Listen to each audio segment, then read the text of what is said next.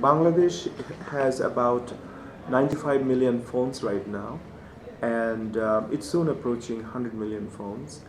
And all these mobiles are actually powerful computers. And right now, some of them, a few percentage is smartphones, but soon there would be other kinds of more higher number of smartphones. So, but the point is, these are powerful computers, and if we have 100 million computers, then obviously a great deal of innovations can take place on those computers. And those innovations, if one looks at it, is not necessarily happening enough, given the large population of computers in people's hands.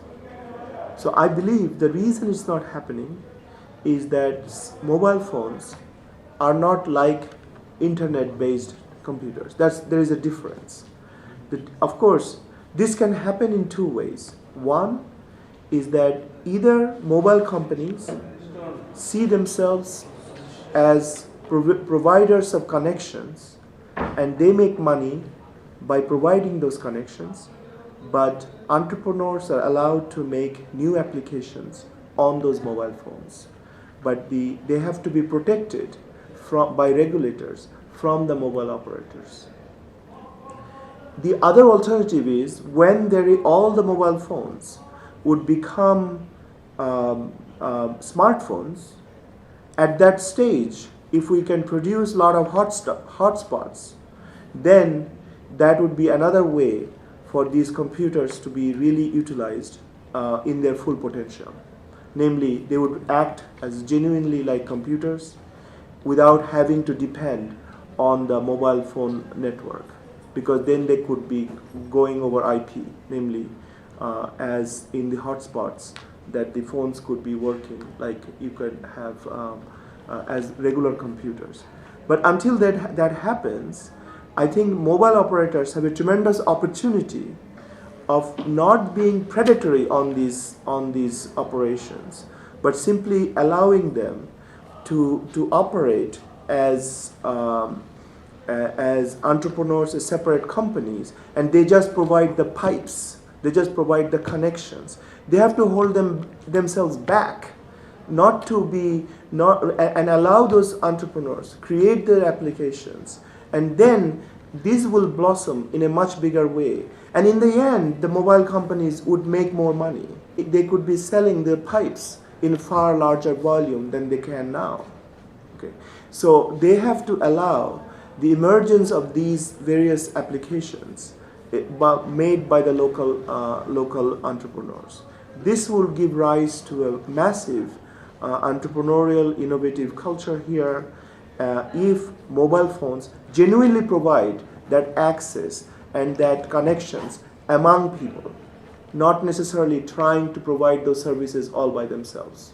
BTRC and Bangladesh regulatory other authorities should look into this and see why is it that if we have 100 million computers such as this, how come more innovations are not emerging in Bangladesh, where entrepreneurs are hungry to create things?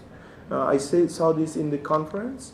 A lot of young men and women are skillful software designers. They could easily develop new technologies, but they cannot do it because they are tiny entrepreneurs pitted against large mobile operators. And so therefore, they are unable to do these things. So that's why the regulator comes in and help the industry emerge in a bigger way. And it would benefit. This is an important point I want to emphasize. I'm not trying to take away anything from the mobile operators. This would actually benefit them. But they have to allow that to emerge in order for them to benefit from it. So, for example, perhaps I can give an example that when mobile phone companies came about, okay, the government, the state-based operations, BTTB and others were worried, or MOPT, the Ministry of Post and Telecommunications, was worried that mobile industry would take away revenues from from BTTB or TNT. Okay, but the interesting thing is, because of this industry emerged, okay, because the far large number of people have gotten the services, eventually the government revenue has gone up many times. I don't know the exact figure. I'm sure it has gone up many times because a whole industry has emerged. Okay, so what I'm trying to say is that our immediate knee-jerk reaction is to stop other little players that could come about and take away revenues from mobile operators. But actually, if you make this emerge in a good way, in a big way, if you do it good way, then it will become a big thing. And then mobile operators will make more money by selling the pipes, by selling the connections. And a whole ecology would emerge through which everybody could benefit. Well, that could be, every computer applications, okay. There is no reason why every computer applications that is, major websites, let's say Yahoo, Google, whatever else, they can technically happen on these computers, okay. It's just that they're connected by a centralized connection mechanism, the telecom switches, as opposed to through IP, which is not a centralized mechanism. So if the centralized mechanism provide that connection, then I believe a massive industry could emerge. So the regulators should look into it. My point is, I don't have the exact solution, but what I'm trying to say, the regulators and the telecom operators should look into it, and I think a mutually beneficial arrangement should be sought. But my hunch is, the part of the solution would be that mobile operators see themselves limited to providing the pipes and host these other packages that young entrepreneurs can develop in the country. So my point is, similarly, of course, it's slightly different because a entrepreneur would need a server, okay.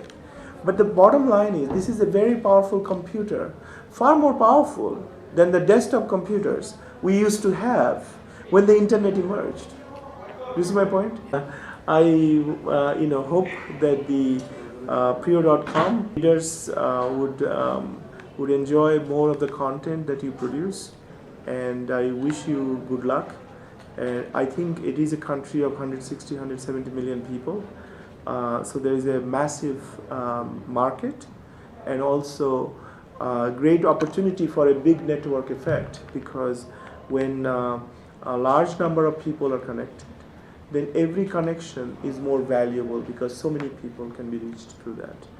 And so Bangladesh has great potential for this, for properly harnessing this network effect.